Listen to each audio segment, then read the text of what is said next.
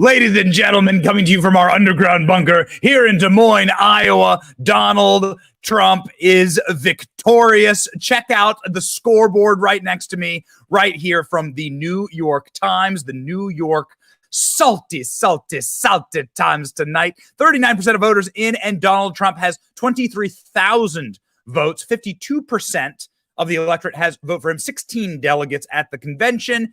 And behind him, quite pitifully, is Ron DeSantis and Nikki Haley vying for a second and third place. Vivek Ramaswamy clocking in at 7% with a respectable 3,400 votes, and then no one else after that. Chris Christie got 17 votes. How's that even possible? I don't even know. Donald Trump absolutely and totally dominant tonight. Donald Trump absolutely destroying tonight. And because of multiple technical difficulties, we could not be live during the initial calling. I was just on Tim Pool's show, Timcast IRL. And the reason why we were delaying the live is because we thought it would take a second.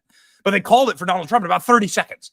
The official call time from when the caucuses started, and some caucuses are still going on right now, many caucuses are still going on right now, was 30 minutes. 30 minutes was when they called it for Donald Trump, called by the Associated Press and called by a bunch of very, very, very salty libs who fill my cup with sodium, and I'm sodium deficient. So that's really, really good. It's very good for your electrolytes. Ladies and gentlemen, Donald Trump absolutely crushing. We have so many big details for you. First, let's go to the call. We're going to make a call. Let's bring in Martha McCallum, anchor of The Story, and Brett Baer, anchor of Special Report. What do we have, guys? So based on the first results and our Fox News voter analysis, the Fox News decision desk can now project that former President Donald Trump will win the Iowa caucuses. He will take the lion's share of the state's 40 delegates. This result really solidifies his place as the current frontrunner for the nomination. Former Governor Haley and Governor DeSantis fighting for second. And this is really going to maybe last a while because it's a close race right now, how we see it based on the numbers we're looking at. You know, the former president, overperformed in the rural parts of Iowa, but it has been overwhelming, some of these numbers from these precincts that are already starting to come in. Overwhelming is exactly what the numbers look like. You are looking at them on your screen right now. Let's go ahead and zoom in just a little bit so you can see where we are. This is Donald Trump here at 52%. Stayed at that percentage or above, 50 or above. At 50 or above, there just is no race. There's no more race for the presidency, ladies and gentlemen. It is Donald Trump's second term right now, and Donald Trump is the incumbent president, effectively. That's the way that you have to look at this. This is Ron DeSantis and Nikki Haley. It's anyone's guess who will wind up in second or third. If Ron DeSantis winds up in third, then you got to kiss him goodbye. You're done. Then he's done. There is no path forward. Perhaps for Ron DeSantis or Nikki Haley or anyone, obviously, that's personally what I believe. But you're finished, right? You have to drop out. So that's where the race stands right now. Again, 39% of votes in. We're not even at the 50% mark. And these tabulations are changed and updated regularly, and we will show you the updates as they roll in. This is Fox News breaking down Donald Trump's win, and I will note for you that Donald Trump will be speaking very, very soon. Donald Trump and some of the other people in the campaign will be speaking. What I mean is Nikki Haley will have to speak. Ron DeSantis will have to speak. I've actually been backstage at these things, and what happens is all the candidates' campaigns, they call each other like, are you going to speak? No, are you going to speak? Are you going to speak? I don't know. Ladies and gentlemen, we are in the great state of Iowa. This is my home state. This is the place where I am from. We have long predicted that Donald Trump would win walking away. We've been very, very interested in the candidacy of Vivek Ramaswamy just because he brings so much young energy, and he sort of seems like the heir de camp, right, to the America First movement. But this, of course, not Vivek's night. Although, if you consider how much money he spent, the two of these spent $100 million each. $100 million for this result in Iowa. That's crazy. How much is that per vote? I can't do the math on the top of my head, but that's tens of thousands of dollars per vote. Tens of thousands of dollars per vote. Wow. Okay, so that's a lot of money. Vivek Ramaswamy ran a much leaner campaign and is getting a decent result here, a respectable result. So anyway, call it what it is. This is the Trump's night, however, and this is what Donald Trump did to the map. Check this out. Fox News breaking down Donald Trump's victory here, but we will be breaking directly to Donald Trump's speech, which could happen at any moment. And of course, we will cover that and bring that to you live. We are monitoring right now. I'm with the great Rolls Royce. And so we will, of course, bring you Donald Trump when he starts speaking. Donald Trump was speaking at an event earlier tonight. But let's have the Fox breakdown of his victory. And especially when it comes to that MAGA voter. It's telling us a lot about how President Trump is having a really good night there in Iowa. Take a look. This is some of the key findings so far when it comes to the MAGA supporters in our Fox News analysis. More than 6 in 10 of them, of those caucus goers that identify as MAGA, the vast majority of them, close to 8 in 10, it is revealed, are breaking for Donald Trump. He still appears to be king of the MAGA world, 77% of them. But looking at the moderate voters, this is a key group that we were watching heading into Iowa. This appears to give some hope to Nikki Haley. Now, when it comes to those moderate voters, she doesn't beat Donald Trump there, but she's well ahead of DeSantis and Ramaswamy among moderate voters. This may reflect something about her potential strength in a general election. So that is a key takeaway. Now let's take a look at another very key group there in Iowa, and that is the evangelical Christian voter. This is a sizable group in Iowa. We all know that. We've been watching that heading into Iowa. With this group, DeSantis courted them, was even endorsed by Bob Vanderplatz, as we know, but they love Donald Trump. DeSantis is 40 points behind him and just 5 points ahead of Haley.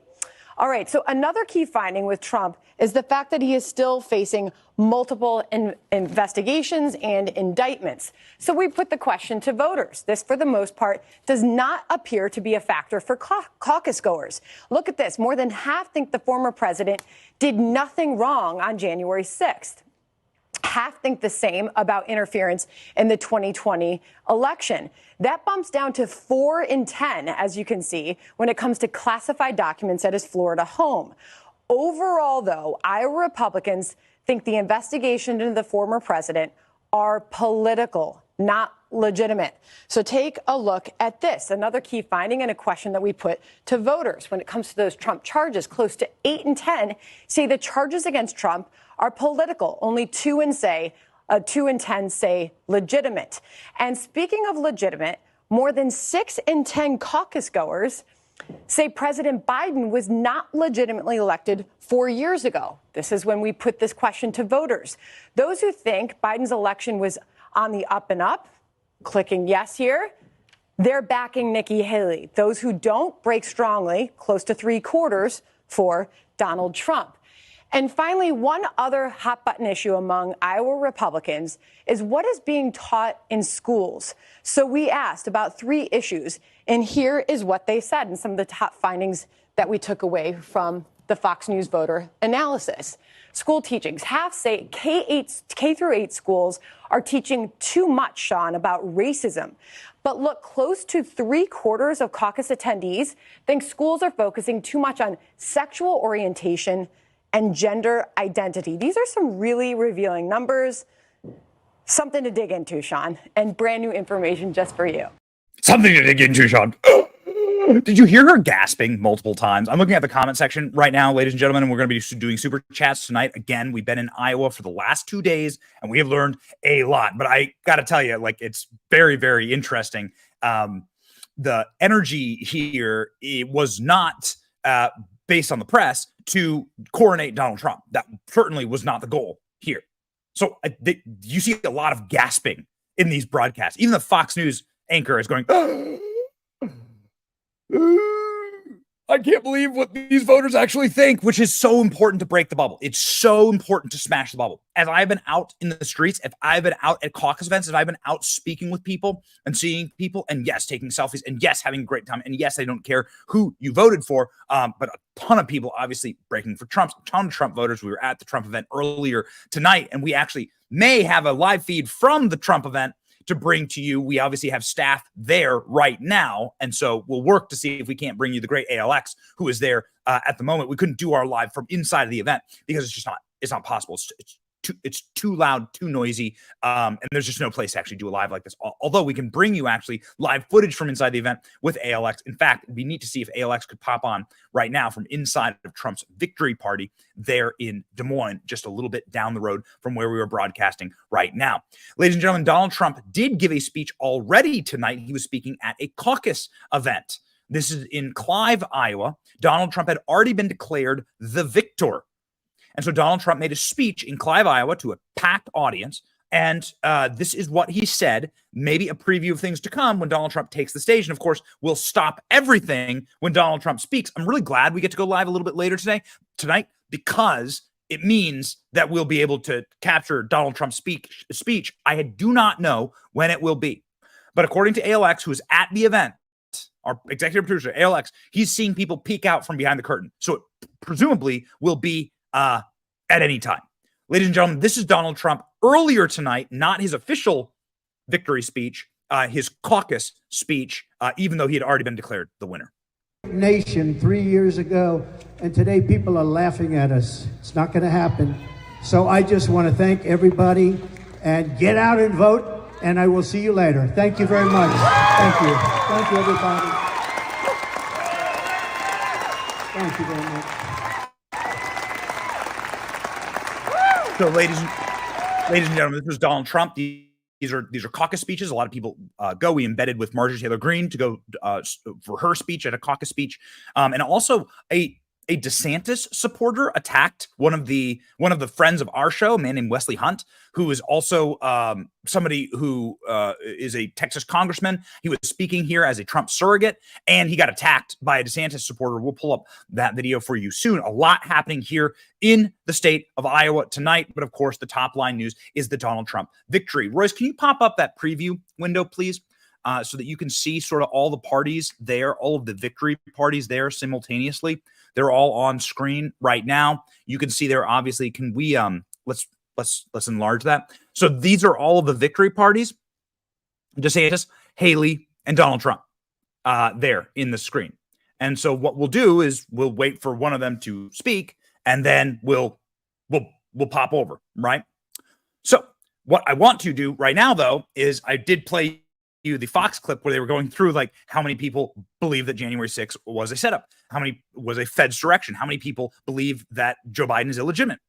And Fox News was literally left gasping on air with those results. But the best clip of the night so far is our Salt That Lib of the night. So I hope that you jump into the salt shaker and get out your salt shakers right now, and you join me in Rachel Maddow crying over the polling results of Trump voters in Iowa, saying that they don't believe that Joe Biden is legitimate president of the United States. She is very salty here. She is literally crying on camera. The salt must flow. It's good for you. It's good for me. It's good sodium. Okay. It's great to have extra salt in your cup. Rachel Maddow, please fill my cup. Let's salt that lib.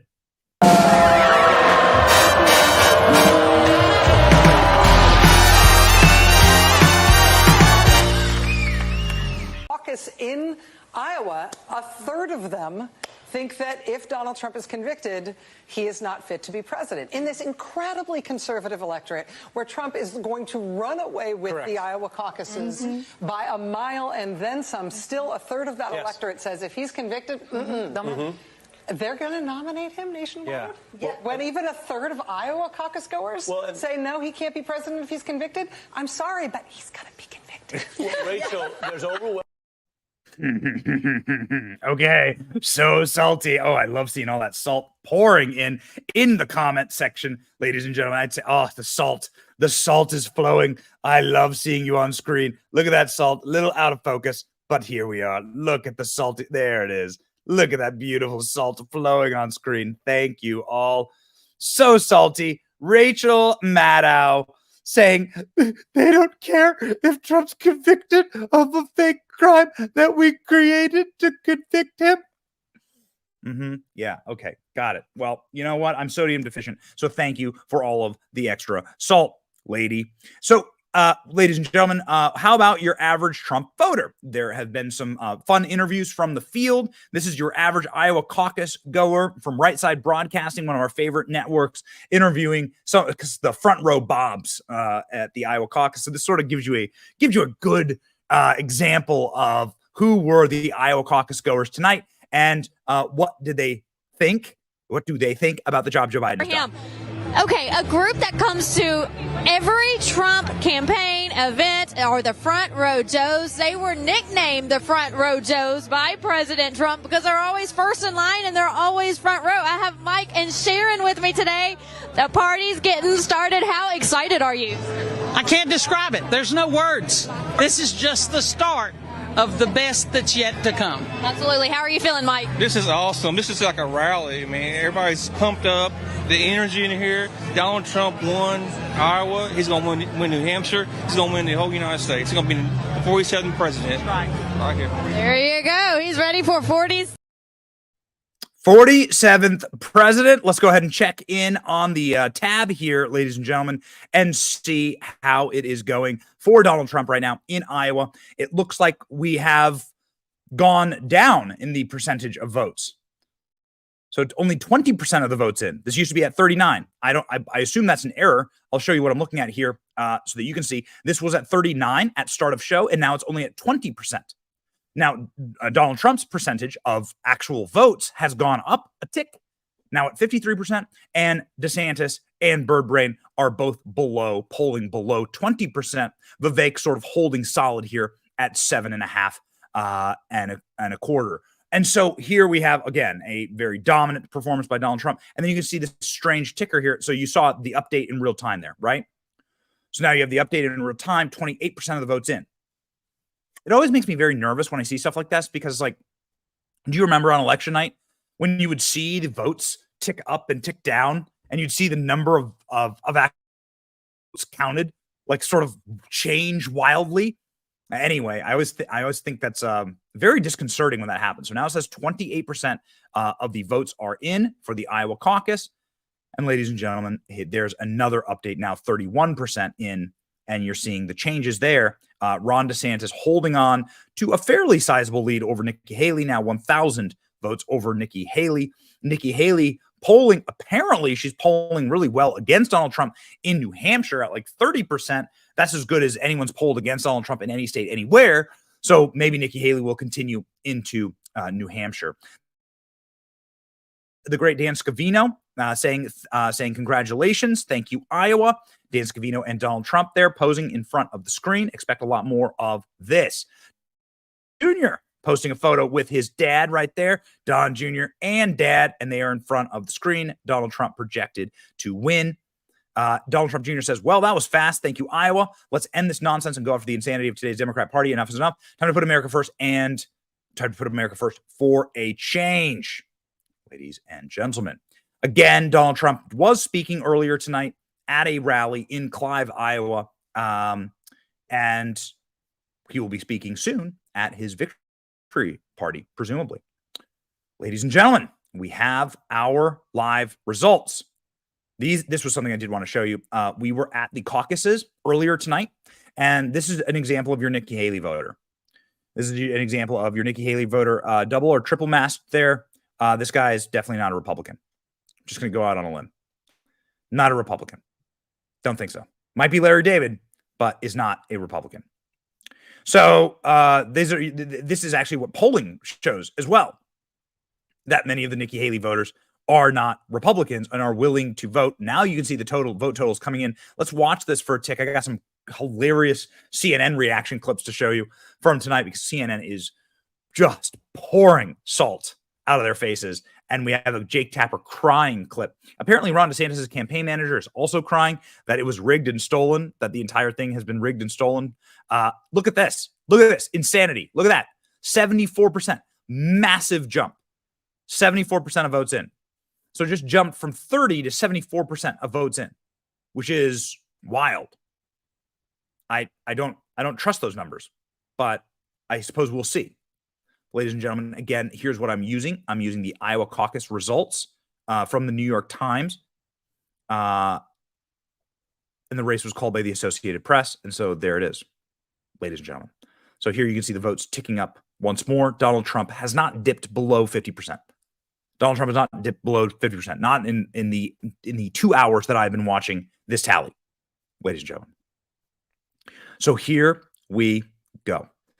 If there is a major update, we will jump right over to it. If Donald Trump takes the stage, we'll jump over to it. Or if anybody takes the stage in order to capitulate, cry, or bow out.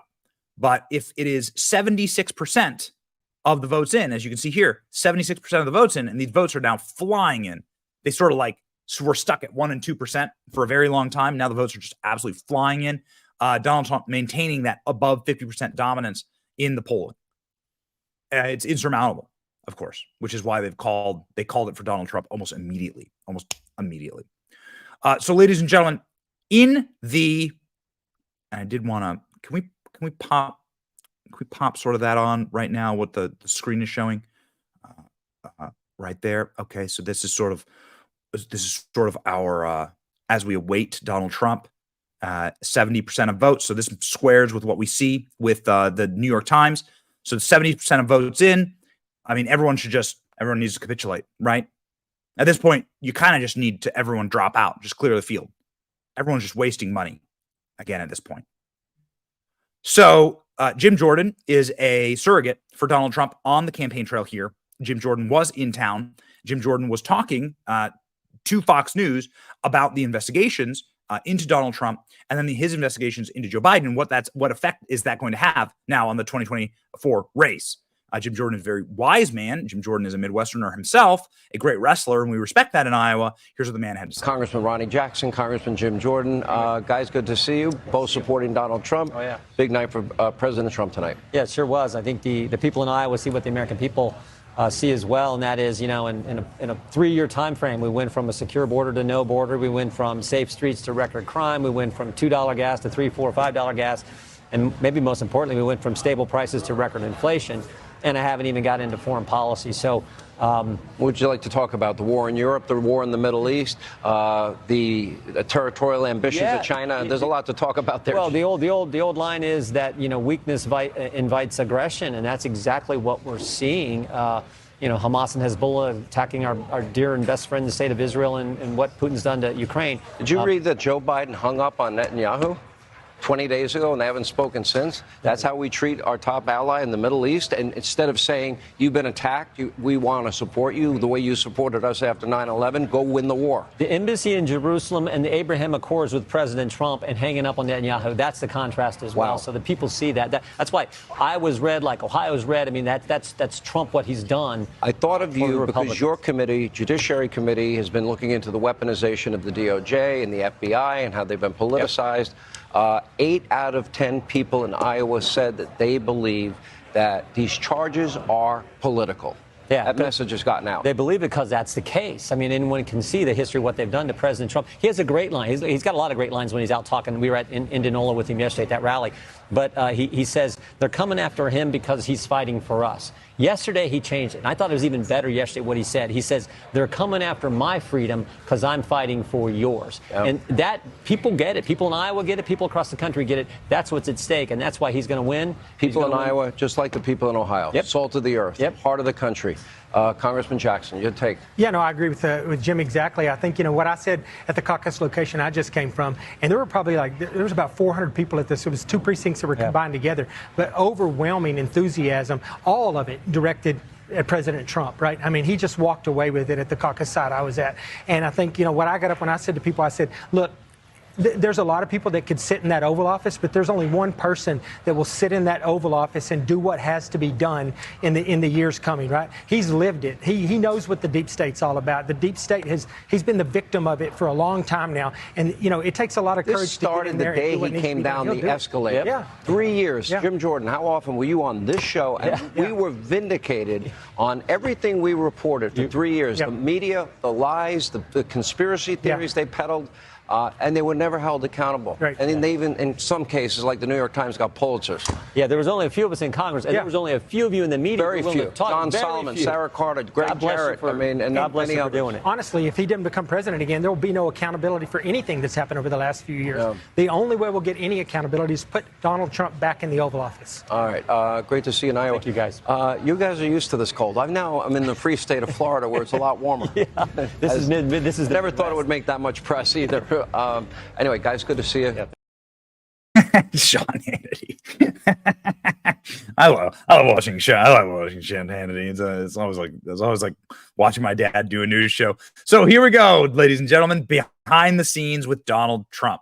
So here we have Donald Trump watching the results come in. Trump projected to win Iowa caucus. You can see Donald Trump there backstage at his own event.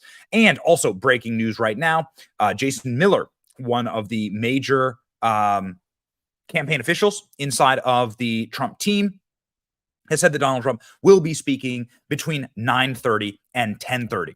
So what does that mean for us? That means it is 9:32 right now, Central Standard Time in Iowa. That means that we are now in the window to listen to Donald Trump's victory speech, and listen to it we shall. We have a live shot at the victory speech. We have live staff at the victory speech. And so we will, of course, cut to it as soon as Donald Trump is ready to go out on stage. Donald Trump is there with his son, Eric, who is a great dude. And we are very close with Eric Trump, and bravo to them. Some both congratulations. And Don and Eric, the whole family is here, or at least the two sons. I haven't seen Ivanka. And there they are, happy as can be backstage. Here we go. Let's check in. Here's a big dump right there of votes, up to 80% of votes in now. 80% of votes in now.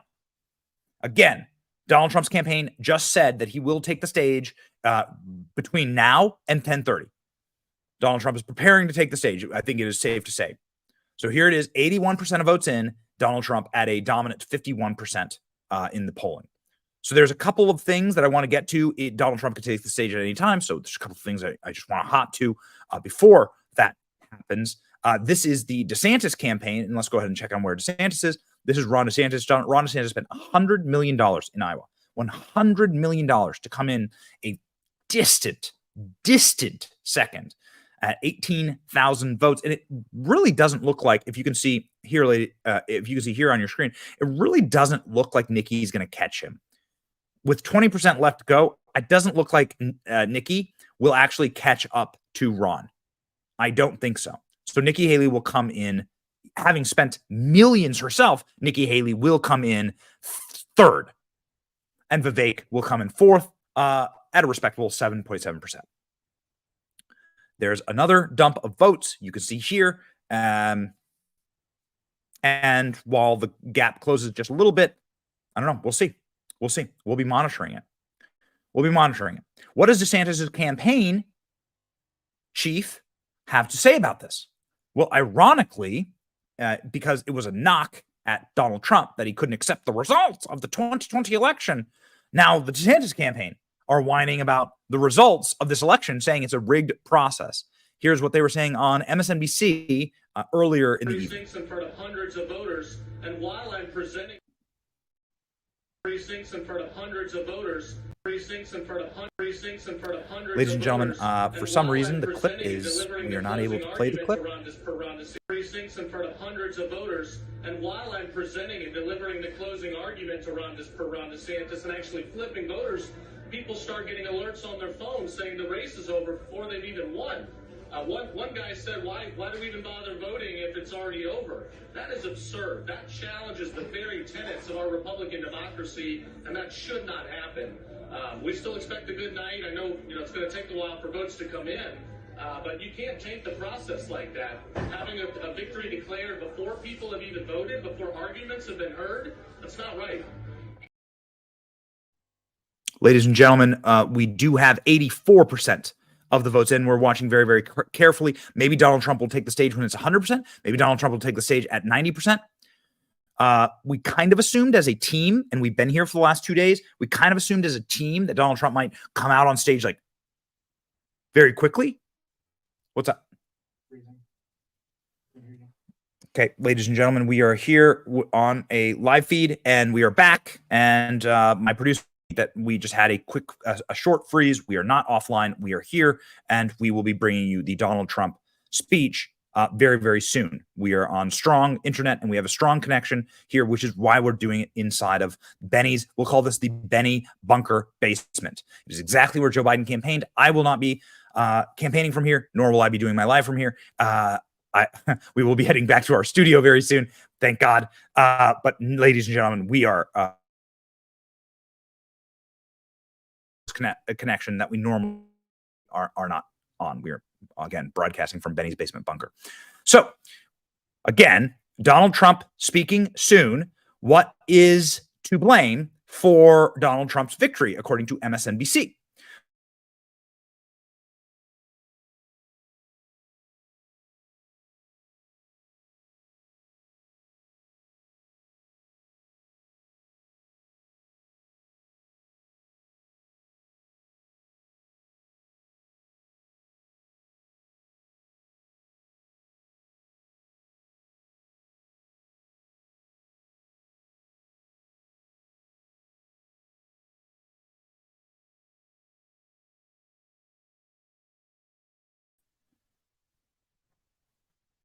According, so this is communism. I will say this probably is exactly what we will blame for that glitch.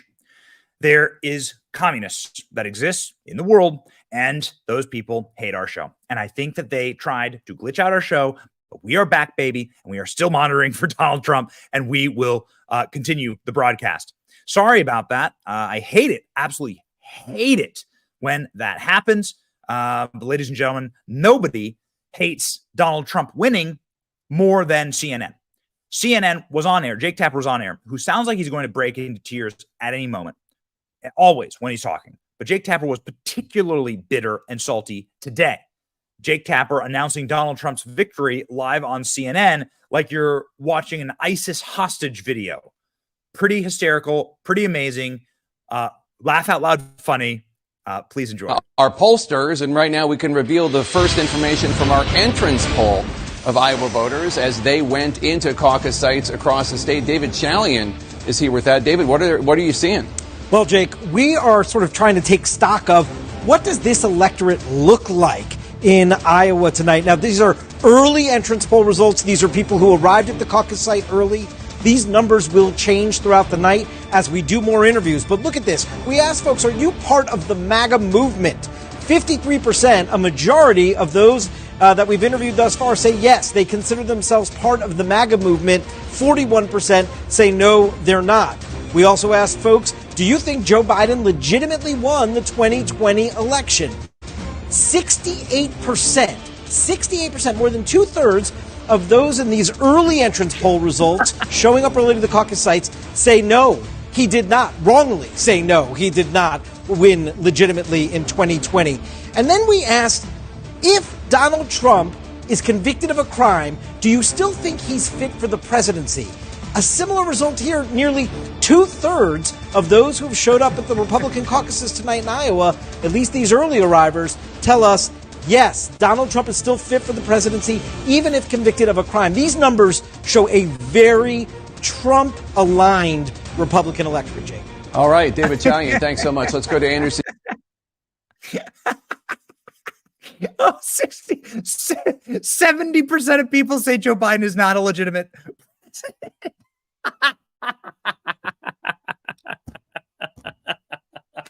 It's so funny. Oh, that's great. Oh, you love to see it. Oh, you love to see it. So again, we await Donald Trump's time on stage, jumping on stage. Donald Trump, his campaign has announced that he will be taking the stage at any moment. And this is what the stage looks like live. There's a live shot of the stage right now. And as soon as Donald Trump hops on that stage, we will be cutting to Donald Trump.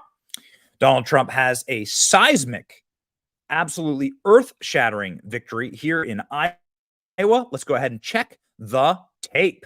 What do we got here now? 86% of the votes in, nary 14% left of the total votes in Iowa. 47 1,000 votes for Donald Trump, 51% there, and an insurmountable, of course, victory for Donald Trump at this point. And Ron DeSantis pulling away quite significantly to Nikki Haley. Shocking to me. Ron DeSantis running a really rough campaign, quite frankly. I mean, I would argue the worst campaign I've seen in my life.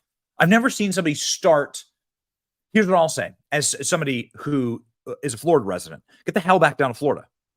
Quit. Drop out. This has gone horribly for you. You spent $100 million, and this is all your result. You don't even have 20,000 votes. Leave the race. Come back to Florida. I actually thought you were one of the best Republican governors of my lifetime, and you should just go do that. And please stop wasting all of the Republican donors' money in this strange fantasy that you're going to beat Donald Trump. Ron DeSantis will not beat Donald Trump.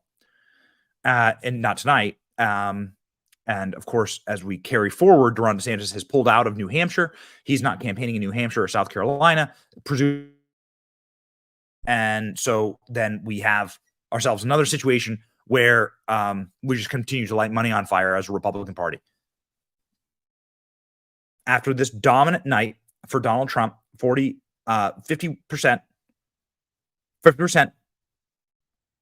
If Donald Trump's above 50% here in Iowa, then the race is entirely over. It's totally over. So, ladies and gentlemen, that's what should happen. We'll see.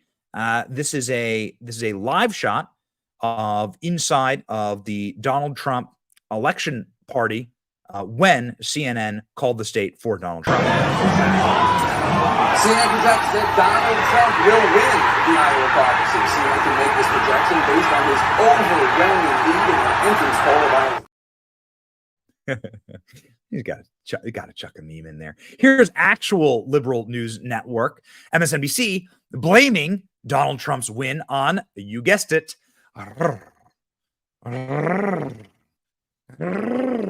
racism. Oh, yeah. This is New Hampshire. And I think to the point that you made, Steph, I mean, it's the elephant in the room.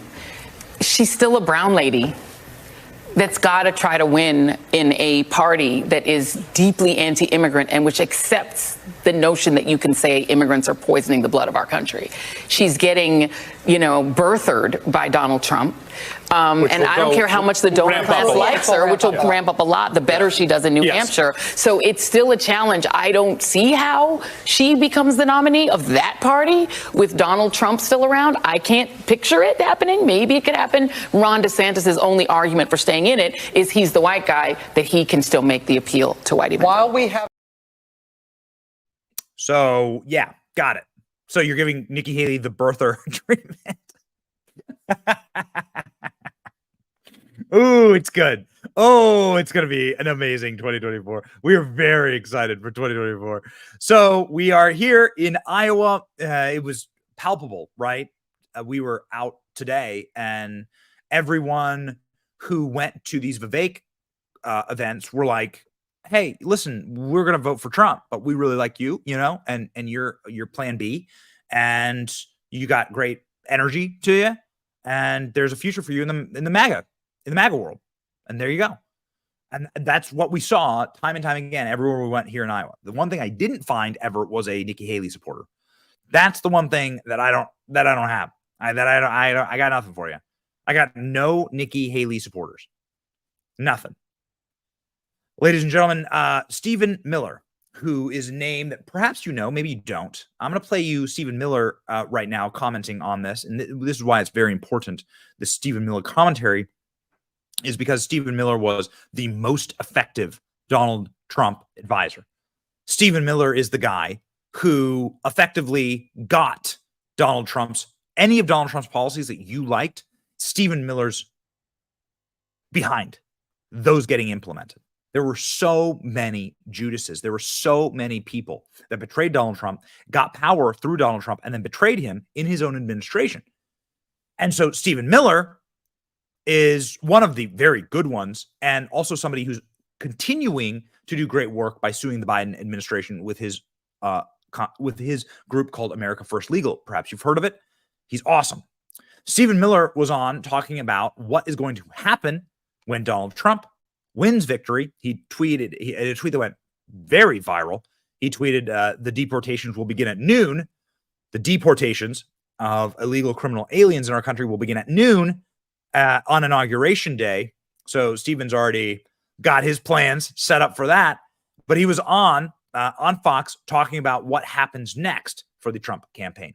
And if Stephen Miller speaks, Donald Trump listens. Miles and the rest of his team, they have taken this very seriously. President Trump's team that he has put together is truly world class. Let's not mince words, Sean. This is a thunderous victory tonight. History making, history shaking. We've seen a lot of stunning things over the last 8 years. Tonight is one of the most astonishing. But the man who deserves all the credit is the man who has for 3 years put up with the most relentless persecution, and for 4 years before that, one persecution, one witch hunt after another. DOJ and the Democrat prosecutors tried to kneecap this man before Iowa, and here he stands tonight, not just atop the field, but by a margin that no one can remember. This really is, Sean, an unprecedented event, and it shows how resilient, how determined, how committed, how strong this man is right now, Donald Trump. Yeah, I'll tell you, it's certainly a big night. It's going to be interesting to watch second place, but what that means, Governor DeSantis. So who will be second place? Let's go ahead and check in on the tabulations. They've been coming in fast and furious now, but we are still at 86% of the votes in. Nikki Haley is behind by a considerable margin, a margin that will be tough to make up, actually, 2,000 votes at this point. Nikki Haley is somebody that is despised, quite frankly. I'm not sure if the MAGA base despises Ron DeSantis or Nikki Haley the most. Not exactly sure about that. I do know that both of them are despised for different reasons. Nikki Haley has said that her idol politically is Hillary Clinton. Nikki Haley has said that if you use the term illegal alien, that's offensive. And you're not allowed to use the term criminal illegal alien around her. Nikki Haley uses intersectional feminism anytime she can as a weapon. You can't say that to me. I'm a woman. Okay, well, what makes you different than a leftist? Nikki Haley wants forever war. And is it important and is it incumbent on people like me to tell you these things? Now, a Donald Trump campaign official was not ruling out Nikki Haley as a VP pick. So I guess we'll see. Well, I guess we wait and see. But this is, I think, obviously a very, very toxic person. And I'm not the only one who thinks that. Nikki Haley, her biggest donor, straight up admitted on Fox News, a clip that they do not want you to see, straight up admitted on Fox News, but we caught it, that they're Democrats.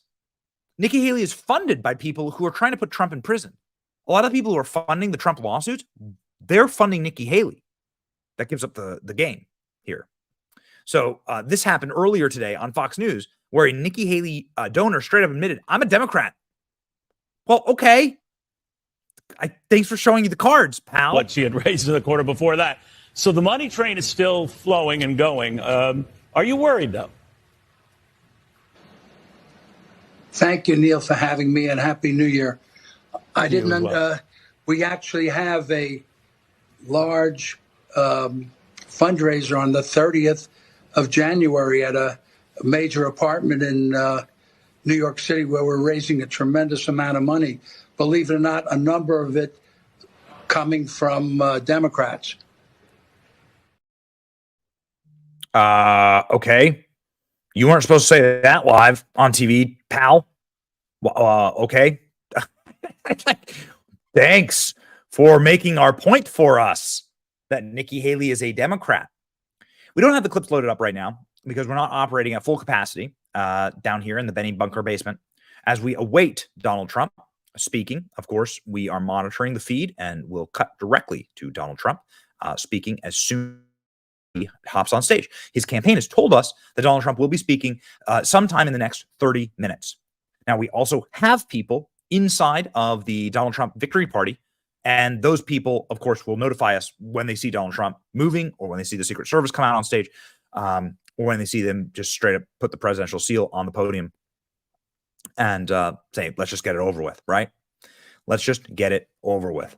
Donald Trump winning 99 counties in Iowa. There are 99 counties in Iowa. The projections show that Donald Trump may have won all 99, and we'll show you why in just a second. And down here in Johnson County, where Nikki Haley really had the best, arguably, chance to win a county, she's now trailing him by about 3 points, 2.5 points.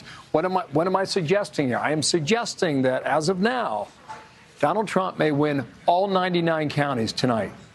And we're going to watch that over the next hour and see what happens. Well, that would be significant. Obviously, that would be a very good night for the Trump camp.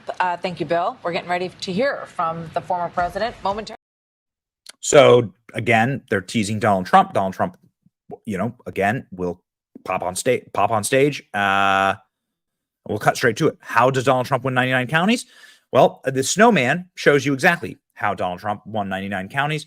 Here's a clip that went viral earlier today of a massive Donald Trump snowman in Iowa where it is really, really cold and there's a lot of snow Emily, on the ground. What do you do when it's 15 degrees below zero here in Iowa, 40-degree wind chill? You build the Trump snowman, baby. That's how they roll here in Iowa. Trump's going to get a massive victory tonight. I can't wait. Trump 2024 for everything. Like, share this video. Give me a follow. Love y'all. All right, I love the Trump snowman, but hold on, let's go back a frame. Yeah, yes, Trump snowman, extremely based. We will do as we await Donald Trump and as we await the speech. Let us jump to a couple of super chats. Oh wait, Donald Trump is going up right now. Hold on, here we go. American, you see there Donald Trump Jr., his son, Dan Scavino, and others. Let's listen.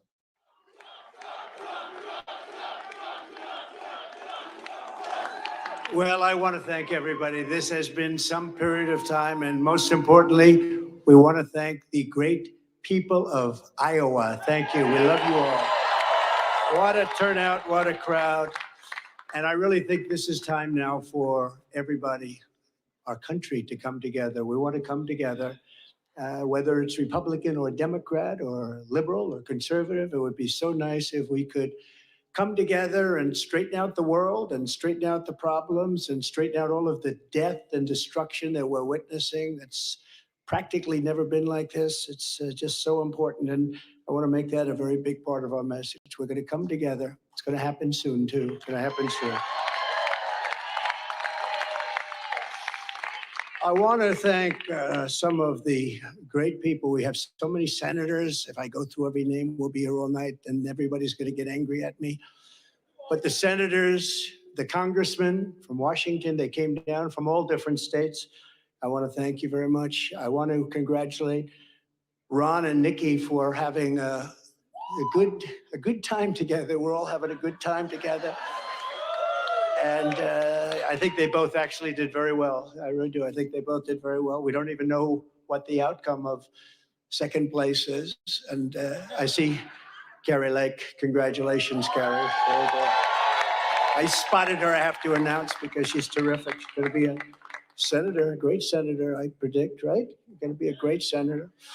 And I also want to congratulate Vivek because he did a hell of a job. He came from zero and he's got a big percent, probably 8%, almost 8%. And that's an amazing job. They all did. They're all very smart people, very capable people.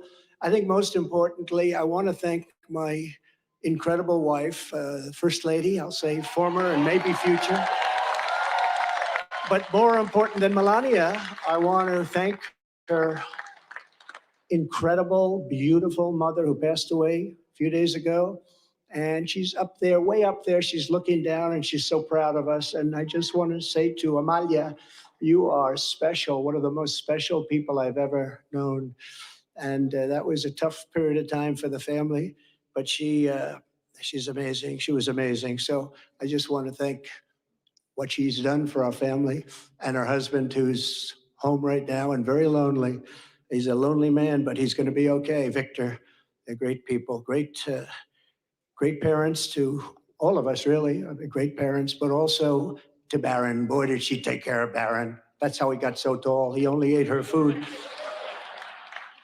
And I want to thank my family generally.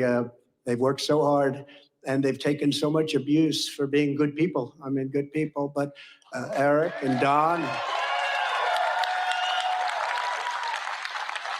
They really did. These two have been working so hard, and they, they have another job also, so they have to do it all. But they've been working so hard, and I know that Ivanka is home and Tiffany's home. They're watching, and I know that Barron's watching. Good old Barron. I said, "You're going to be a basketball player." I said, "Well, I like soccer, Dad. Actually," I said, "At your height, I like basketball better, but sometimes you can't talk them into everything."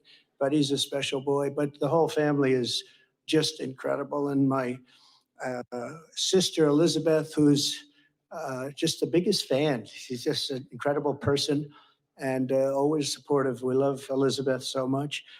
Also, we have a woman who took a big chance. In most states, we have support of everybody, the Congress, the senators. We had Marco Rubio. We had Rick Scott the other day.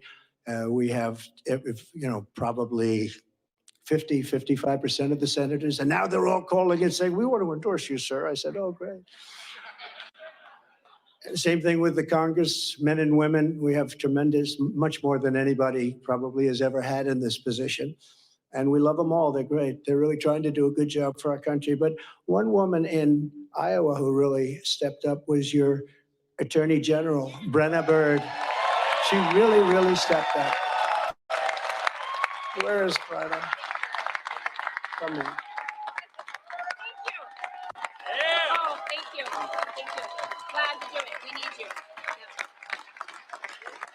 She stepped up. She's going to be your governor someday, I predict. So we'll see. We'll see.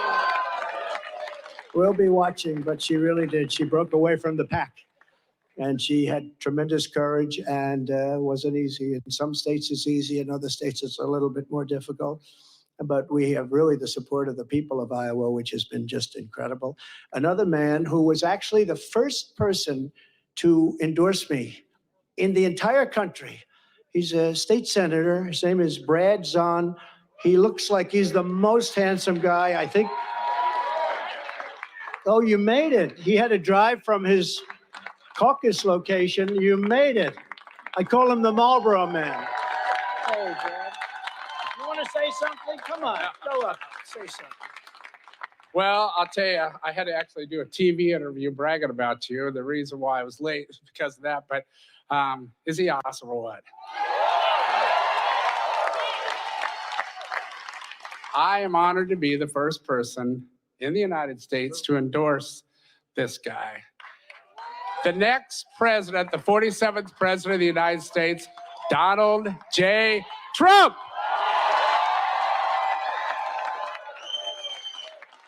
And when he says endorse, we're really talking about 2015. He endorsed me before, actually, long before I knew I was going to run. I said, "Who's this man in Iowa? He's a senator, a state senator. He's a good-looking guy, too. Doesn't he look? You could pay him and give him a lot of money." And by the way, Mr. Chairman, I want to thank you for being here. You are so great. Comes all the way from Missouri, which isn't that far. You can't drive an electric car that far, though. Thank you very much. I appreciate it very much. The group of people that we have on the stage is just emblematic of the tremendous group that we've had. We've had such a great team. We did well. We were looking really good in 2016. And just to go back to the senator, he was saying, I said, "Who is that guy? Brad, his name. Who is he?"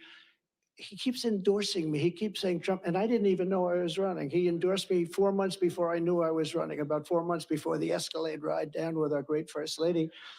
And that was Brad. I said, "Who is he?" So he was the first one. But we have people that are so incredible. Your Republican Party Chairman, Bobby Kaufman, and his son, who is a brilliant guy, and he worked with us. And I will tell you, that is a family of real professionals. Matt Whitaker, who is the very talented and very good Attorney General. Where is Matt? He's around here someplace, and he's been with us all the way. We have a man that was very impressive. And I say, there's nothing wrong with it. He's so solid and so good that he didn't catch on. Sometimes being a little controversial is good. He's so perfect. Although he did break his leg during the campaign. That wasn't so good. But it sort of stood out a little bit, Doug. But Doug Burgum from North Dakota, the governor, and his beautiful wife, Catherine. And he got out of the race. What people don't know is that he actually supported me on the other side twice already, right? Then he decided to do it, and he was outstanding. But the traction is never easy, right? You need controversy for traction sometimes, and this guy is the most solid guy. There's no controversy whatsoever, and he's one of the best governors in our country, and I hope that I'm going to be able to call on him to be a piece of the administration, a very important piece of the administration. And also, just to conclude with this, the entire Trump team, and that includes my two boys who are really here all the time, whenever we needed them. Whenever we needed them. They are great, Eric and Don. And look at all these people. Oh, Susie, I have to say. And Chris. And they want no accolades. They just want a victory, and they want to make America great again. That's all they want, actually. They don't want to be speaking. They don't want to have pictures. They just want to do their job, right? I want to thank you very much, Jason, everybody. You're really fantastic. What a job you've done. Thank you. So we're going to come together. We're going to drill, baby, drill right away. Drill, baby, drill. We're going to seal up the border. Because right now we have an invasion. We have an invasion of millions and millions of people that are coming into our country. I can't imagine why they think that's a good thing. It's a very bad thing. I think it's a group of people that are probably larger in number than New York State.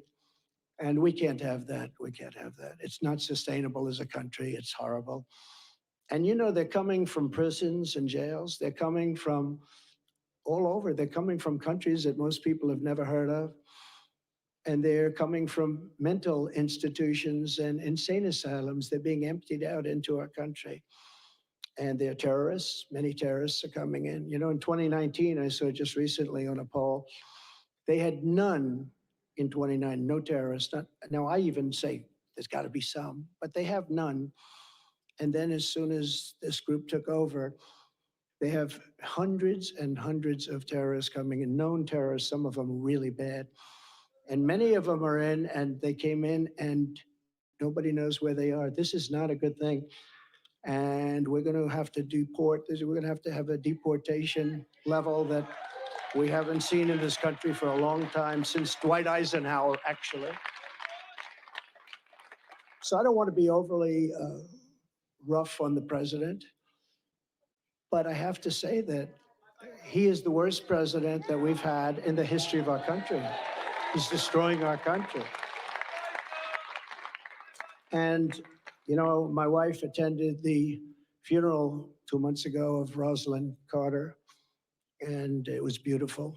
And Jimmy Carter was there, and I thought to myself, Jimmy Carter is happy now, because he will go down as being a brilliant president by comparison to Joe Biden. He'll be a brilliant president. He's going to be known as brilliant by comparison. So we have to stop the invasion. We have to bring down our energy. We have to, you know, I say all the time, we have more liquid gold under our feet than any other nation anywhere in the world. And we have to stop the crime, and we have to help rebuild our cities, and we have to rebuild the Capitol, Washington, D.C. I was there on one of the Biden indictment trials. You know, this is the only person this never happened before, but I go to a lot of courthouses because of Biden, because they're using that for election interference. And it's on things like election. And I don't know if you know, but they did polls tonight on the election of 2020. Do you believe it was honest or not? 82% said it was not. And we can't have that, Chairman. We can't have that. You can't have a situation like that. So we're going to straighten out our elections. We're going to do a lot of great things. We're going to try and go to paper ballots as soon as possible. Voter ID, one day elections. You know, we have these elections that last for 62 days. And if you need some more time, take as much time as you want. And so many bad things happen. We have to get rid of mail-in ballots, because once you have mail-in ballots, you have crooked elections. Actually, Jimmy Carter's commission said that a long time ago. We're going to rescue our economy. We're going to save our economy. We had the greatest economy in the history of our country. There was never a greater economy, and now we don't. And when you look at what's happened with inflation, inflation is destroying, they call it a country killer. Going back hundreds of years, Germany, countries that had big inflation are dead. They become dead countries. We have to stop that immediately. And we want peace through strength. Russia would have never attacked Ukraine, would have never done it. Putin and I get along fine. We get along very well. That's a good thing, not a bad thing. The fake news, which if the fake news would become real and honest news, 90% of our problems in this country would be solved. They would be solved. So Russia would have never attacked. Israel would have never been attacked. The Ukraine situation is so horrible. The Israeli situation is so horrible, what's happened. And we're going to get them solved. We're going to get them solved very fast. I actually said Ukraine. I know President Putin very well. I know Zelensky very well. I'm going to get him in. We're going to get it solved very quickly. Should have never happened. Would have never happened. Now you have all that death, far greater than people understand. The numbers are far, far greater than anybody would even think possible. You're going to find that out in the years to come. When they knock down these massive buildings in Ukraine, and then you see they announced 2 people were slightly wounded. No, many people were killed. Many people were killed. We're going to get it stopped. But it's so sad because it should have never started.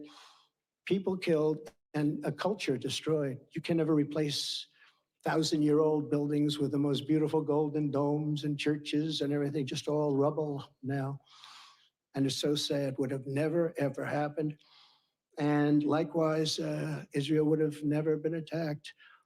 It all comes from Iran, and we would have had to deal with Iran very quickly had the election where we, by the way, got, and I say we because it's all we got more votes than any sitting president in the history of our country. But they say we lost by a whisker, okay? But regardless of that, we're going to do incredible things, and we're not going to let China do what they'd like to do. I get along great with him also. President Xi is a very strong leader, and we're going to get things solved. We're going to get the Ukraine war solved. We're going to get the Israeli situation solved. But if you think back to that, Iran was broke. I said to every country, anybody does business with Iran, buys oil from Iran, they were broke. We're not going to let you do business in the United States. And that's the way it is. They did very little business, almost sold no oil. Nobody wanted to do that. That's a big penalty. And what happened is they had no money to give to Hamas and to give to Hezbollah. And in fact, there were a lot of stories at the time. They had no money for terror. And for 4 years, we had no terror. We had the terror ban. They call it the Trump travel ban, but it was really the Trump terror ban. We don't want people in our country that are going to blow up our shopping centers. Thank you very much. And we want a country of law and order. So we're going to rebuild the capital of our country, Washington, D.C. We're going to scrub those beautiful marble columns and get the swastikas off them. And we're going to scrub them and get the graffiti off them. And we're going to clean the streets, and we're going to rebuild the streets. And we're not going to have rusted medians through the middle that are falling down into the roads where foreign dignitaries from all over the world come and they look. And we're not going to be riding on top of garbage like I did just a month ago, riding on top of garbage.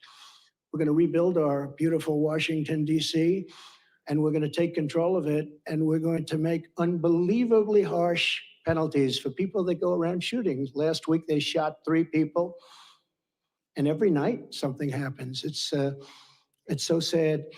And likewise, we're going to rebuild our cities, and we'll work with the Democrats to do it. I'd be glad to work with the people in New York. We're going to work with the people in Chicago and LA. We're going to rebuild our cities, and we're going to make them safe. And we're going to give our police officers immunity. So every time they do something, they don't get sued and stopped. We're going to end crime in our cities. In Iowa, you don't know what that means, but I'll tell you, this is a different place. You don't know about crime. You don't know about getting mugged and getting whacked and getting thrown into subways. And we're going to stop it. And we're going to come down very hard on criminals, and we're going to stop crime in America. So I want to just finish by saying that this has been an incredible experience. The people have been, this is the third time we've won, but this is the biggest win. They said, well, if you win by 12%, that's a big win. That's going to be very hard to do. Well, I think we more than doubled that, I guess, tripled it maybe. They said, you'll never get over 50, and I just left and we're at 54. Now, I don't know what's going to happen with it, but they said, you can't do that, sir. I said, what's about the highest? Well, you could get into the 40s, maybe 40, 41. And then I looked up, and, you know, it was very interesting. I didn't know they called it early. I thought that they called it at about 10 o'clock. My impression, see this gentleman? He's dressed like a wall. I love this guy. He's been at 150 rallies probably, right? He has the most beautiful outfit I've ever seen. It's all beautiful brick. Will you come up here? Just come up here. Come on. It's so nice to see. Right? Come on up here. He's emblematic of what we did. We built over 500 miles of wall. We were going to add another 200 miles. It's much more than we promised. And we had the safest border in the history of our country. Now we have the worst border in the history of the world. Look at this, man. Congratulations. Incredible to see you again, Really nice. Nice to see you, man. You take care of yourself, okay? Will. Thank you. I love that outfit. I love him. That's great. We love it. That's a hot-selling jacket, by the way. So. But that represents what we did. No, we built a tremendous, that's the reason. And we got Mexico to give us 28,000 soldiers free. And we had remain in Mexico, and we had catch and release in Mexico. And we did a job. We had the safest border in our history. We had the greatest economy in our history. We were a great nation 3 years ago, and now we're a nation in decline. We are going to turn it around so fast. It's going to happen so fast. We're going to drill. We're going to we have great wealth. We're going to drill. We're going to use that money to lower your taxes even further. We gave you the biggest tax cut in history. And we're going to lower them further, and we're also going to pay off national debt. It's about time. It's about time. So it's now off to New Hampshire, a great place. We won it last time, and we won it both times. And we love it. The people are great. But you know, the truth is the people in our country are great. They're all great. We love Iowa, but they're all great. They only want to see one thing. They want our country to come back. They're embarrassed by what's going on. Our country is laughed at. All over the world, they're laughing at us. And they want our country to come back. They want America, you know, they want us to be great again. It's a very simple. MAGA, make America great again. And America first. America first is a very important part of America.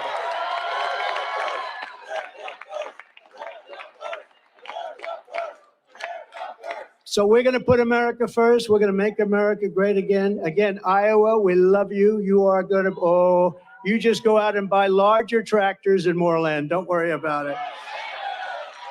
And to all of the people standing behind me and all of the people in this room and so many great politicians and great dignitaries and friends, I just want to thank you all. This is a very special night. And this is the first, because the big night is going to be in November when we take back our country, and truly we do make our country great again. Thank you very much, everybody. Great honor. Thank you very much. Thank you. Thank you very much.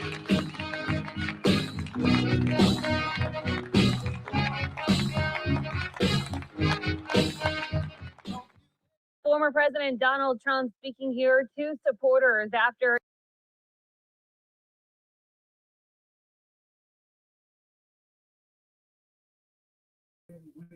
Here we go, baby. We got lots of breaking news. Lots of breaking news. Big stuff happening right now. Big things happening right now. There is, of course, Donald Trump's speech, and we will get to highlights of that in just one moment. But there is now reports all across the internet from people that we trust very, very closely that Vivek Ramaswamy is dropping out and is endorsing Donald Trump in moments. And so while we find that to be quite interesting and assume that that will happen in just a few seconds here, actually, Vivek Ramaswamy will be making a statement to the media. That statement will be, I am dropping out and I will be endorsing Donald Trump. Ladies and gentlemen, this is on the heels of the despicable corporate press who did not broadcast. This is why these channels are so important. They did not broadcast the speech. Check this out. MSNBC host Rachel Maddow says NBC and other mainstream news networks have decided not to show Trump's victory speech. CNN had him on briefly and cut away to replace him with Jake Tapper, who says caucus goers believe the lie. How is this objective reporting? It's state propaganda. It's despicable. It is absolutely despicable. So what you just saw there was not broadcast on any TV screen. Donald Trump winning the most dominant Iowa caucus victory potentially ever. I suppose we'd have to go back into the history books. Here is Laura Trump tweeting, "Way to go, Grandpa," with a photo of her little kids with their grandfather. Laura Trump has 2 beautiful children with her husband, Eric. Donald Trump on track to win 99 counties in Iowa, every single one. So as an Iowan, I'm not an absolute historian on the Iowa caucus, but as having lived through many Iowa caucuses, I can tell you, I've never seen anybody win 99 counties in Iowa. Never. This has got to be a historic night. And the corporate media did not play it for anyone. The corporate media refused to show Donald Trump. Refused to show Donald Trump's speech. Ladies and gentlemen. What a disgrace. What did Donald Trump have to say about his opponents? And again, we will cut. I think what we will also see a quite interesting moment where Vivek Ramaswamy will drop out and then immediately endorse Donald Trump. Here, that is what the report is. That is what the reports are. Donald Trump congratulating Vivek Ramaswamy. So did Donald Trump know this was about to happen? Perhaps. Watch. I also want to congratulate Vivek because he did a hell of a job. He came from 0 and he's got a big percent, probably 8%, almost 8%. And that's an amazing job. They all did. They're all very smart people, very capable people. Donald Trump slighting Ron DeSantis and Nikki Haley, both of which are not dropping out. So according to their campaigns, they will be carrying on to New Hampshire. So expect DeSantis, Nikki Haley, Donald Trump to move forward to New Hampshire. I want to thank some of the great people. We have so many senators. If I go through every name, we'll be here all night and everybody's going to get angry at me. But the senators, the congressmen from Washington, they came down from all different states. I want to thank you very much. I want to congratulate Ron and Nikki for having a good time together. We're all having a good time together.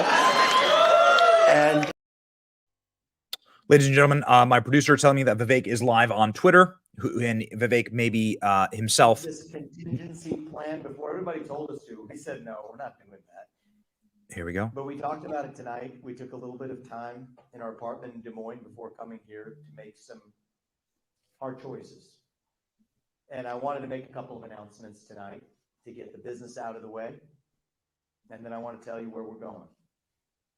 As of this moment, we are going to suspend this presidential campaign. And this is going to have to be, there's no path for me to be the next president, absent things that we don't want to see happen in this country. And I think that I am very worried for our country. I think we are skating on thin ice as a nation. We have done everything in our part to make, and done, every one of us in this room has done our part to save this country. And I am so proud of every one of you who have lifted us up but we're a campaign founded on the truth. And so that's why we've made that decision today. And I'm also making the decision that this has to be an America First candidate in that White House. As I've said since the beginning, there are two America First candidates in this race. And earlier tonight, I called Donald Trump to tell him that I congratulate him on his victory. And now going forward, he will have my full endorsement for the presidency. And I think we're going to do the right thing for this country. And so I'm going to ask you to follow me in taking our America First movement to the next level. It did not begin in 2016. It began in 1776.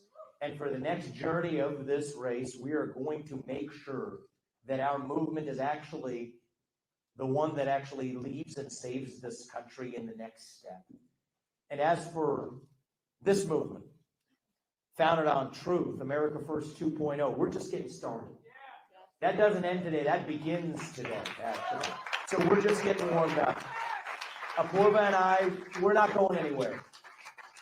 We are in this for the future of our country. We've lived the phase of our life. This country has allowed us to live an American dream that my parents, who were here with us earlier, helping take care of our little boys, they never imagined when they came to this country 40 years ago. And now we have lived an American dream that we want to pass on to these kids and their generation. And so the phase of our life where we were getting ahead for ourselves, making a good life for our family, this country's already given us that. This next chapter of our life and the next chapter of our journey and the next few years, and even the rest of this year, is about giving back to this country to create a country that I am worried for. But if we all do our part, and I've been asking that of you at every step of the way, asking patriots across this state and across this country to do their part, I promise you, if you did your part, you have that we will do ours. And we're going to do our part now going forward to make sure that America First lives on, to make sure that Donald Trump is successful as the next president of the United States, to make sure that it isn't some other puppet they trot out to make sure that they steal this country out from underneath us. We're not going to let that happen. We're going to take this movement to the next level. And I think after that, it's another 250 years and then some still left ahead of us. And if you all continue to join us in this journey, I'm going to ask you to do that. We're just getting warmed up. If you all do your part, and we're going to do ours, our best days as a nation still will as yet be ahead of us. So thank you guys for coming today. God bless you and your families, and may God bless our United States of America. Appreciate that, guys. Thank you. Yes. All right. Yes.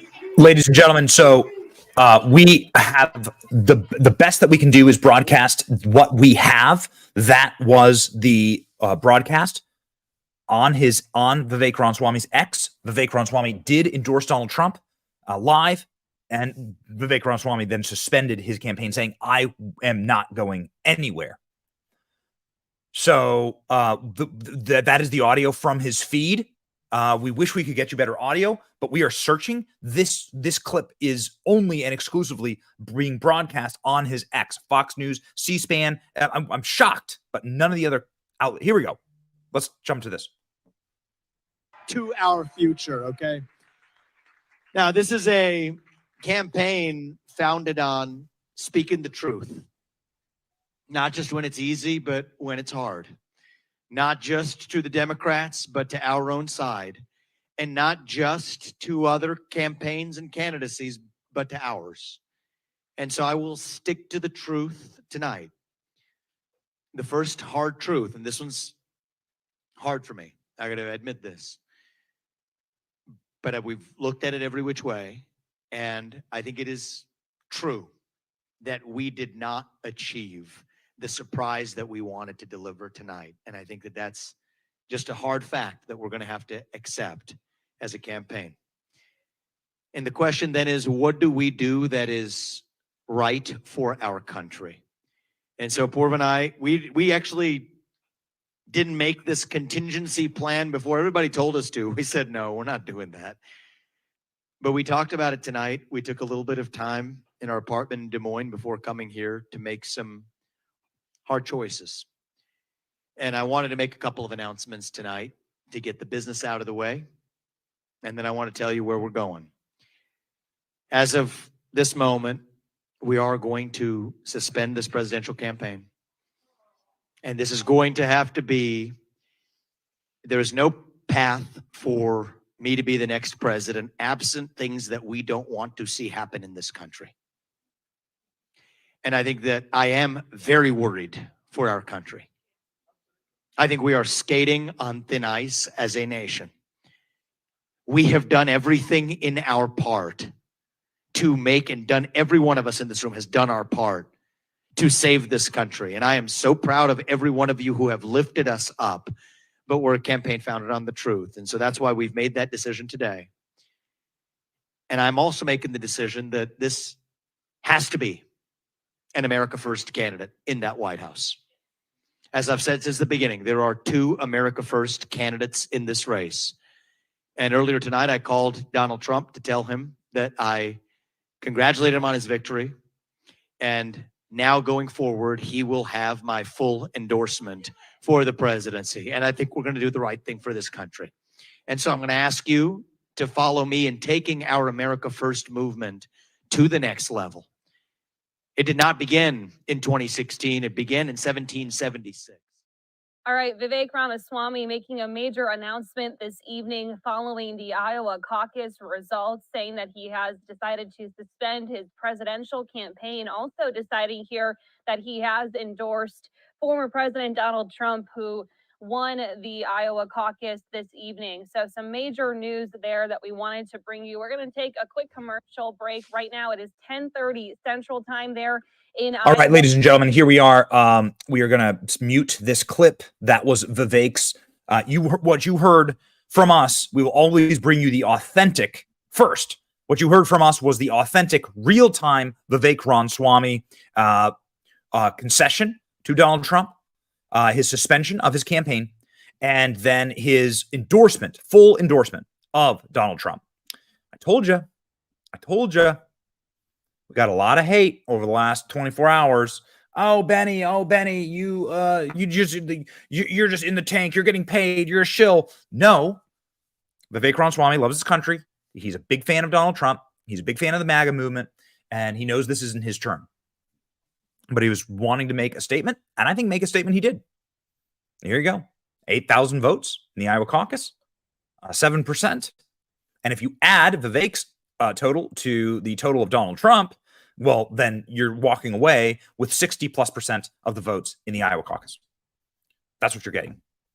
So the MAGA movement took 62% of the Iowa caucus vote and had $100 million spent against it twice. And this is what you get. You're cracking 40%. That's what you're getting. So there you go. That's the power of the MAGA movement. This is the power of the MAGA movement. 95% of the votes in. This is what the vote totals are going to wind up at. Ron DeSantis will come in, save a miracle. Ron DeSantis is going to come in at second place, and Nikki Haley will come in at a distant third. Ladies and gentlemen, Vivek Ramaswamy dropping out of the race, and we have Donald Trump giving a victory speech, roasting Joe Biden during that victory speech. It's worth playing. Just a short clip. Trump roasting Biden, preparing for war. So I don't want to be overly rough on the president.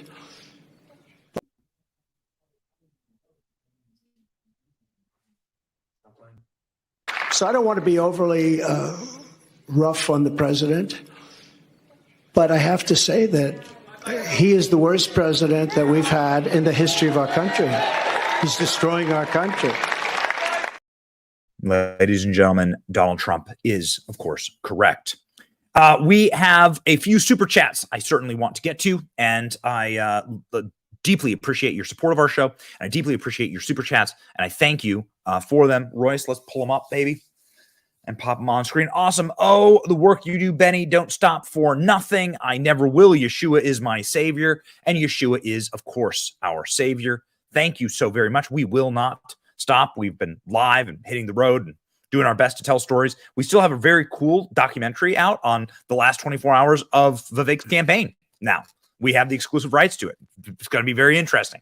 and we got it all. So we'll produce that, and Vivek's done the right thing, dropped out and endorsed Donald Trump fully. Awesome. Awesome-o. Trump 2024 to save the world says, I'm not your buddy, guy. Thank you very much. And I totally agree. Trump to save the world with his 2 big blue balls. God has a plan, and that plan is Trump 2024. I do believe that we are living in spiritual times. There's a heightened spiritual energy right now, and that Donald Trump is absolutely part of the fabric of America and part of what God is going to do for this country. Benjamin Franklin famously said, if a sparrow cannot fall from the sky without God's notice, how can a country rise without God's aid? And so, yes, Donald Trump does. Donald Trump and the leaders of men have always had the influence of God or the absence of God. And so let us pray for God's influence in this election. Trump 2024, we need to save America, says Lady Dixon. Lady Dixon, those are really cool swords, it looks like, and an arrow. And I hope that you own an arrow. Donald Trump can save America. We can save it all together. MAGA had a massive victory tonight. Lady a Trucker said, salt, salt, salt, and a Donald Trump mugshot. I totally agree with you. Little wavy flag. Mr. Kojak said, salty army is legion. Yep, baby. Lots of salt today. So much salt, in fact, that I will play you one more clip of a salty, salty Rachel Maddow seething and crying. And remember, they wouldn't even play Donald Trump's victory speech. Here's the final salt clip for the evening. The big picture takeaway from that, and I don't mean to be, again, too dark, as you said, on this, but it is not, if we are worried about the rise of authoritarianism in this country, we are worried about potential rise of fascism in this country. If we're worried about our democracy falling to an authoritarian and potentially fascist form of government, the leader who is trying to do that is part of that equation. But people wanting that is a much bigger part of that equation. Right. And the American electorate is made up of 2 major parties. One of those parties has been flirting with extremism on the ultra-right for a very long time. They've brought them in a way that they haven't been central to Republican electoral politics ever before. And I know because one party is dealing with extremism? Really? You're trying to put Donald Trump in jail for 400 years. Shut the fuck up. Please. I try my very hardest not to swear on the live stream. Never know who's watching. Let's go, Royce. We need our country back, says Mike9652. We are going to get our country back. And Mike, you have a beautiful, beautiful truck there, man. Fine looking vehicle. Horsepower.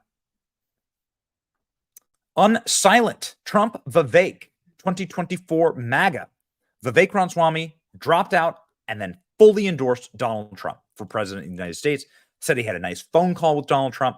We spent the day with Vivek, and we're very excited about that day. I'm very excited about putting together the documentary for you, and we'll have that up by Thursday. And what's the right way to say this?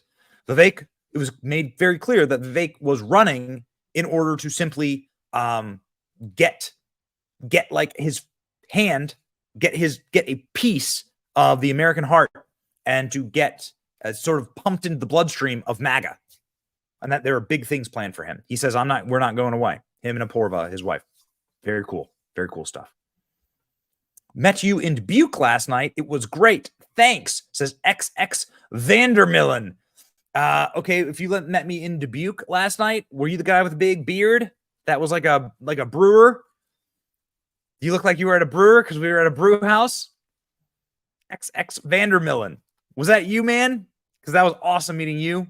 I got a big, giant bear hug. And this guy, we met at this massive brewery at one of the Vivek events, and he gave me this big hug. It's like, I love you on YouTube. Anyway, I hope that was you. Either way, it was awesome to meet that individual. And we wanted to talk after, but the car left like immediately. So I'm sorry that we didn't get to a chance to. Okay. Let's keep doing super chats. Do you want to hear DeSantis speak, or do you want to do super chats? I want to do super chats. I love you, ALX, Rolls Royce, and Benny. You gorgeous boys, says LC. Oh, I wish we had ALX is at the Trump party right now. I wish we had ALX to pop on. Wish we had ALX to pop on screen. There's Royce. That's Royce. I had to mute you. I had to mute you because of the duplicate mic. Royce, say something. What's up, guys? I'm here, just in the background.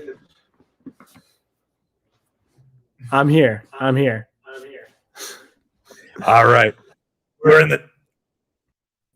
We're in the same room, actually, in our Benny basement bunker. And so the mics get all haywire.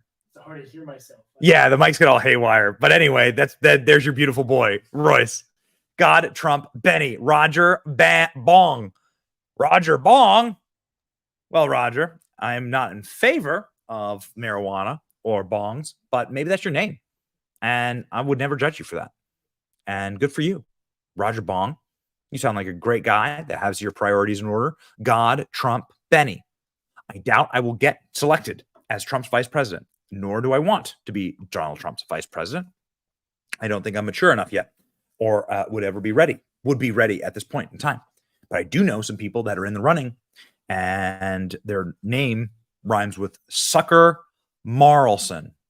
And I hope that that's his pick. Although a lot of the people say Vivek would be a great pick. Either way, God, Trump, Benny, what a great list to be on. God bless you. Love you, Benny, says KK, who is also a white tiger. Tay-Tay, KK, that is awesome, and we love you back. And we are out here hustling and grinding, and we'll never stop. It's going to be a wild year. We're going to drive all night, actually, to catch a flight back so we can do more content, and we can be here for you. We will not let you down. God bless you. Trump ALX 2024 says, I am Bane. Trump ALX 2024. Screenshot it. Send it to ALX. Trump 2024. ALX. Everyone follow ALX on X. His account is amazing and blowing up, almost 700,000 followers, and having a great old time. What is your prediction in New Hampshire? Says Rascal Dog 57. Now, this is what's interesting. Of course, I would never try and handicap against Donald Trump. But New Hampshire's governor, who's quite powerful, has endorsed Nikki Haley and did so a long time ago. Nikki Haley is polling at around 30%, which is the best anyone's polled against Trump in any state, ever, from a Republican standpoint, in the race. And so it might be more interesting than Iowa. You're seeing the results from Iowa right now, less than 95%. So more than 95% of the votes in Donald Trump, 51%. And Vivek's endorsement then gives him, if you want to add to that, Vivek's endorsement puts him well over Vivek's endorsement percentage-wise gives him almost 60%. It gives him well over 60,000 votes. So that's my prediction in New Hampshire. I mean, that's just the data, right? I don't like Nikki Haley. I think she's awful. And I think she's Hillary Clinton. She's our Hillary Clinton. So, yeah. Trump 2024, I'll see Vivek in 4 years. There's a ton of people that said that. I was on the road with Vivek, and there's like a ton of people that were saying that to him. Hey, man, look forward to voting for you in 2028. So there you go. Should Donald Trump pick Vivek as his vice president? I don't know. Maybe him switching to Trump now, we'll change that. We'll see. I think it's going to be Trump Patel in 2024. Love you guys, all the brigade from Laguna Berry. Patel? Cash Patel? Is that who you're talking about? That would be based. Cash Patel would be awesome. We love Cash Patel, friend of the show, and totally rad dude. Love Cash. Like one of the few guests that I've actually hung out with. He's just great. Cash Patel is just solid, sound as a pound, dude. Greg Bohm says, hold my beer, Dominion voting systems. The thing you've got to be careful about is what are they going to do in 2024? What are they going to do in 2024? They've already reached into that little grab bag of tricks. And for 2020, they pulled on every lever they could. What are they going to do in 2024? You got to keep your head on a swivel. It's why we will be live all of 2024. It's why we're going to be spitting fire in 2024. Thank you, Greg Bohm. The Devil's Rebellion, watching from Cedar Falls, Iowa. We love you. We love you back. Cedar Falls, Iowa. Just a great place. We were in Waterloo earlier today, and we say thank you. What was the last account? What was the name of the last account? Devil's Rebellion. Yes, Devil's Rebellion. Let's rebel against the devil, shall we? Yes, I will join you. Trump, the great awakening is happening. God keep him safe. Love from Pittsburgh. Thank you, baseball king. Pittsburgh Pirates, baseball king. Is that your team? Cool. Yes, God keep Donald Trump safe. This was the point that Vivek was making all day. Is like, hey, he's like talking to Dan Bongino and Alex Jones on the phone. And he's like, you guys keep talking about a Trump assassination. Tucker Carlson talks about this all the time. Like, what happens next? What happens if they decide to go through with that? Well, I mean, God forbid. It's truly just God forbid. Pray for protection for our president. Drill, baby, drill. Trump 2024 says Sandy Muntz. Agree. Who likes their gas prices right now? Gas prices in Tampa, like $3.50 a gallon. It's awful. Awful. Drill, baby, drill. Trump picked MTG long ago. Remember, I told you. All right. All right. It says Alan Testosterone. Alien testosterone. I don't think you're an alien. You look like a human, but if you have alien testosterone, sounds kind of rad. I don't know if I want any. I don't think I want any, but probably gets you jacked. We have Ron DeSantis speaking right now. Is Ron DeSantis still speaking? We'll do. It's now Nikki. Okay. Roger Bong says, this is my name, Bong, and Richard Bong is my family. Richard was top American fighter ace in World War II. I agree with you, Vivek or Tucker for VP. Roger Bong is an awesome name. Sorry, I didn't mean to make a bong joke about that. But a happy new year to you. Bing bong. Bing bong bing. That's what Donald Trump says. Bing bong, bing bong, bong. Bing bong, bing bong. Let's listen to Bird Brain in her concession speech. Person race.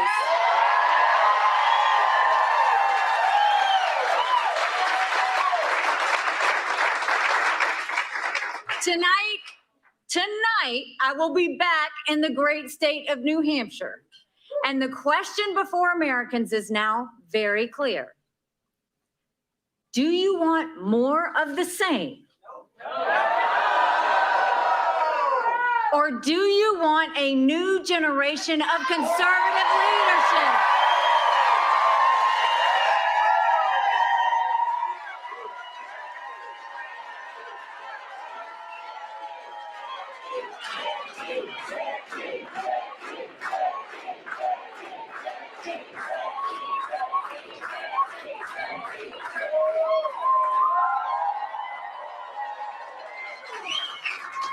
I've spoken a lot of hard truths to America, and here's another one.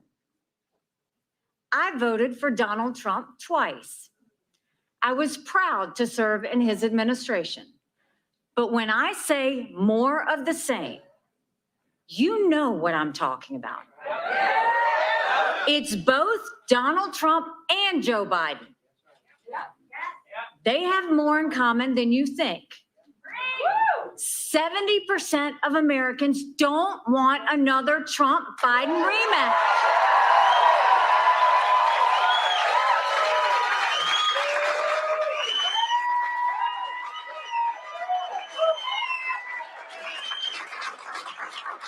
A majority disapprove of both of them. Trump and Biden are both about 80 years old. Trump and Biden both put our country trillions of dollars deeper in debt, and our kids will never forgive them for it. Trump and Biden both lack a vision for our country's future because both are consumed by the past, by investigations, by vendettas, by grievances. America deserves better.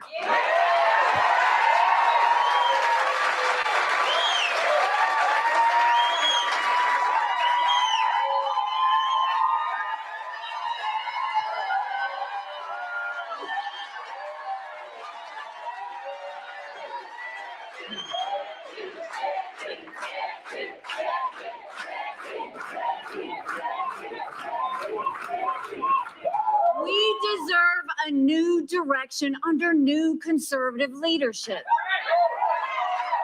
We deserve a president who will focus on the needs of our people, not on themselves. A president who will rebuild our economy, close our border, and stand up to our enemies. Most importantly, we deserve a president who will stop our self-loathing, end division and fear, and make America strong and proud.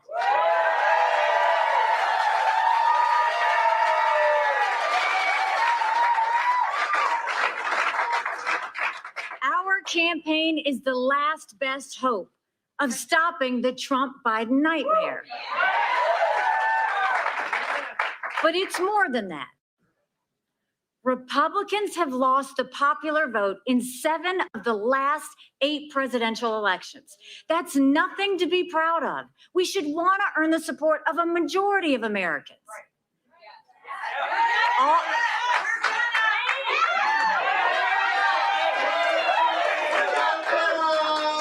All the evidence says that if it's a Trump-Biden rematch, it's going to be another toss-up election.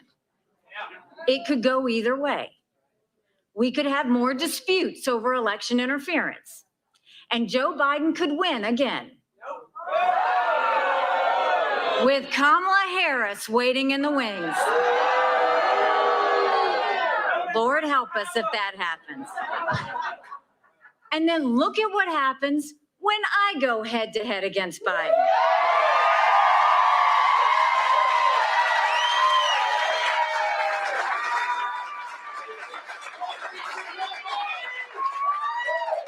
We win in a landslide. It's not even close. Okay, ladies and gentlemen, we have Nikki Haley going on as though she had won the Iowa caucus, where she, in fact, she actually has come in a distant third. Kind of unbelievable. The delusion for her. In Ron DeSantis' speech that I did not want to pain you with, Ron DeSantis said that he will be carrying on to New Hampshire, and he has his marching orders. Like what? So much delusion. Okay, Nikki Haley talking as though she won the Iowa caucuses. The Babylon Bee up with this article after lackluster showing Nikki Haley orders the bombing of Iowa. So there you go. Always count on the Babylon Bee. This is actually what happened. Donald Trump won all 99 counties. And I want you to think about this, ladies and gentlemen, as we close the show. Donald Trump may win all 50 states.